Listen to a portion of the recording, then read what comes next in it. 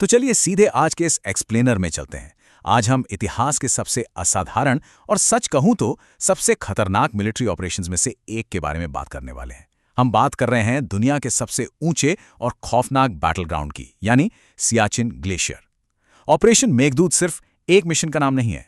ये एक ऐसी रेस, कुदरत के सबसे भयानक रूप और इंसानी जज्बे की वो कहानी है जिसने साउथ एशिया का नक्शा हमेशा के लिए बदल कर रख दिया। जरा इमेजिन कीजिए, -50 डिग्री सेल्सियस का तापमान, हम 20,000 फुट की ऊंचाई की बात कर रहे हैं। इतनी ऊंचाई पर दुश्मन की गोलियों से कहीं ज्यादा खतरनाक वहां की बर्फीली हवाएं होती हैं। सच में वहां एक एक सांस लेना भी किसी जंग से कम नहीं है। इंसान का शरीर जमने लगता है। हवा इतनी पतली होती है कि फेफड़ों को पर्याप्त ऑक्सीजन तक नहीं मिल पाती। ये सिर्फ एक युद्ध का मैदान नहीं है, ये एक ऐसा माहौल है जो खुद अपने आप में एक जानलेवा दुश्मन है। भाग एक अधूरी लकीर, वो नक्शा जिसने ये सब शुरू किया।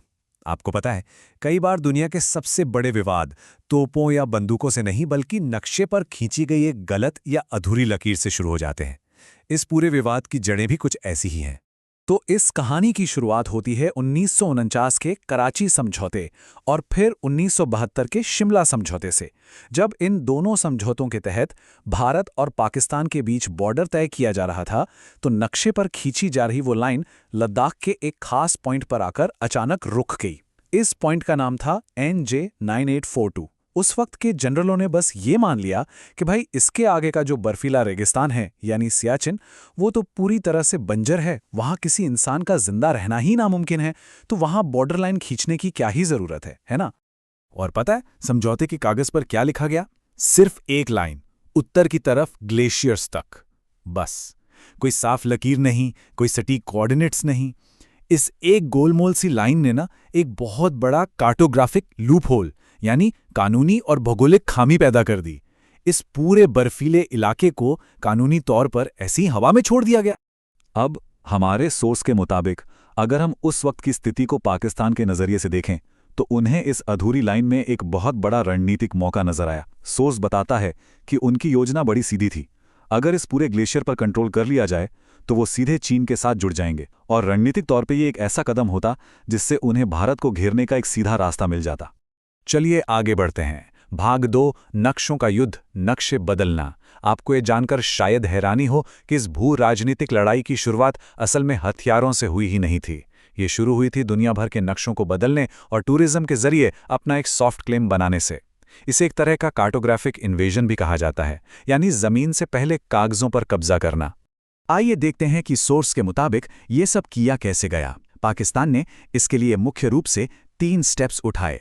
पहला कदम, जापान, अमेरिका और यूरोप जैसे देशों के विदेशी पर्वतारोहियों को सियाचिन पर चढ़ाई के लिए बुलाना शुरू किया। दूसरा, इन एक्सपीडिशंस के लिए जो ऑफिशियल परमिट थे वो इस्लामाबाद से जारी किए जाने लगे। और तीसरा और सबसे अहम कदम, इन विदेशी टीमों के साथ पाकिस्तानी सेना के अधिकारी भी जाने लगे। अब इसका नतीजा क्या हुआ? दुनिया भर की इंटरनेशनल मैगजीन्स और नक्शों में सियाचिन को पाकिस्तान का हिस्सा दिखाया जाने लगा।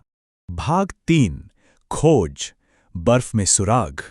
साल 1978 में इस कहानी में एक ऐसा मोड़ आया जिसने सब कुछ बदल कर रख दिया। भारतीय सेना के एक बेहद निडर ऑफिसर थे, कर्नल मरेंद्र बुल कुमार। वो सियाचिन के पास चढ़ाई कर रहे थे, 20,000 फुट की ऊंचाई, जहां दूर दूर तक सिर्फ सन्नाटा और बर्फ होनी चाहिए। वहां कर्नल कुमार को बर्फ में कुछ ऐसा दिखा जिसने इस पूरी साजिश का पर्दाफाश कर दिया।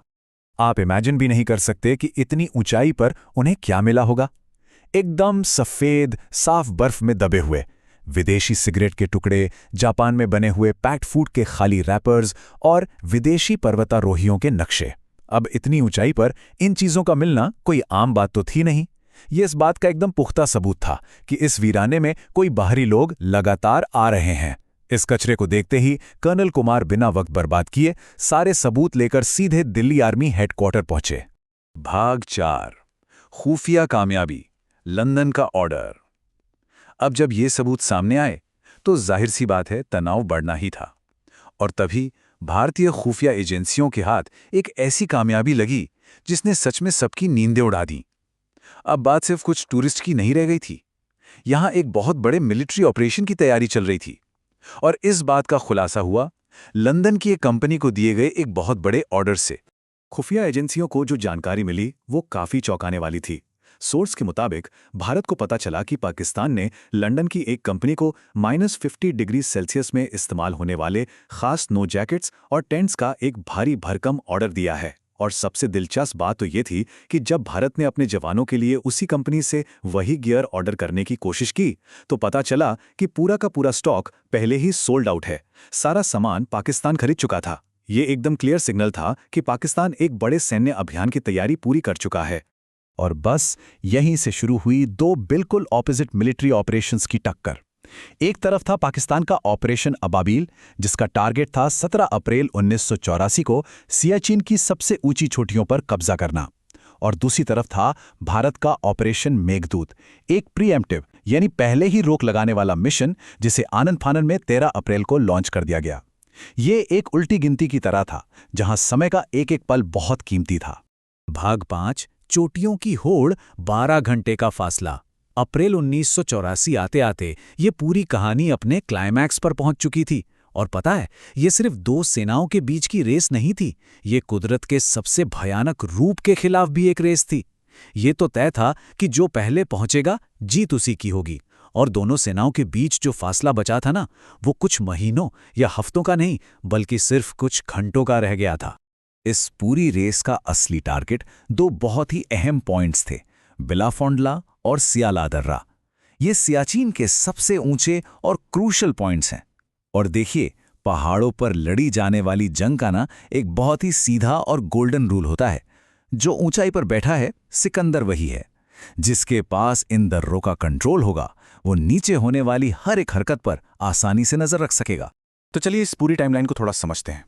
13 अप्रैल को भारतीय सेना ने अपने चीता और चेतक हेलीकॉप्टर्स का इस्तेमाल करके 20,000 फुट की ऊंचाई पर अपने सैनिकों को ड्रॉप करना शुरू किया। जरा सोचिए, इतनी ऊंचाई पर हवा इतनी पतली होती है कि हेलीकॉप्टर्स के इंजन तक जवाब दे जाते हैं।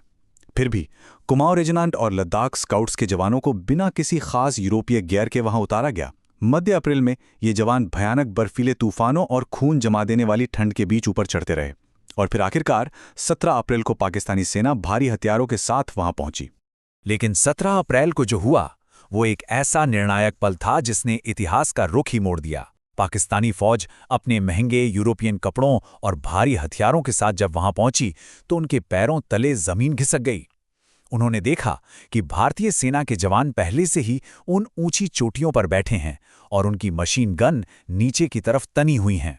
ऊंचाई का फायदा अब पूरी तरह से भारत के पास था और पाकिस्तानी सेना को बिना कोई बड़ा हमला किए ही वहां रुकने पर मजबूर होना पड़ा। समय का ये जो 12 से 48 घंटे का फासला था ना, ये सबसे अहम साबित हुआ। सोर्स बताता है कि भारत ने समय के बस इतने से मार्जिन से दुनिया के इस सबसे खतरनाक बैटल ग्राउंड पर अपना कंट्रोल पक्का कर लिया था। अगर भारतीय सेना सिर्फ 12 घंटे भी लेट हो जाती तो शायद आज वहां की भौगोलिक स्थिति बिल्कुल अलग होती। सिर्फ कुछ घंटों के इस फासले ने इस पूरे विवाद का नतीजा तय कर दिया।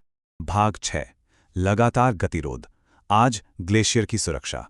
अब वो रेस तो 1984 में ही खत्म हो गई, लेकिन नक्शे की उस एक छोटी सी गलती की मानवीय कीमत आज भी चुकाई जा रही है। सियाचिन की ये कहानी सिर्फ इतिहास के पन्नों में कैद नहीं है, ये आज की एक बहुत ही कठोर सच्चाई है जिसे हर दिन जिया जा रहा है। आज भी इस ग्लेशियर के हालात उतने ही भयानक हैं। सैनिक आज भी -50 डिग्री सेल्सियस की उस जमा देने वाली ठंड में परमानेंटली तैनात रहते हैं। वहां हर पल फ्रॉस्ट बाइट का खतरा बना रहता है, मतलब ठंड इतनी कि शरीर के अंग तक गलने लगे।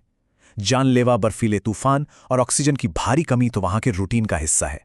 आज भी वहां दुश्मन की गोलियों से ज्यादा खतरनाक और जानलेवा वहां का मौसम है। कुदरत आज भी सबसे बड़ी दुश्मन बनी हुई है। इस पूरे एक्सप्लेनर के अंत में एक बहुत ही गहरा सवाल आकर खड़ा होता है। जरा सोचकर देखिए, क्या होता अगर उस दिन कर्नल बुल कुमार को उस वीरान बर्फ में दबा हुआ वो कचरा और विदेशी सिगरेट के टुकड़े कभी नहीं मिले होते। ये वाकई सोचने वाली बात है कि कैसे फेंके गए कुछ मामूली से कचरे के टुकड़ों ने पूरे साउथ एशिया का नक्शा और इतिहास बदल कर रख दिया। छोटी छोटी चीजें कैसे इतना बड़ा भू राजनीतिक बदलाव ला सकती हैं, ये सच में हैरान कर देने वाला है। तो आज के इस विश्लेषण में बस इतना ही। जल्दी ही फिर मिलेंगे एक और नए और दिलचस्प टॉपिक के साथ।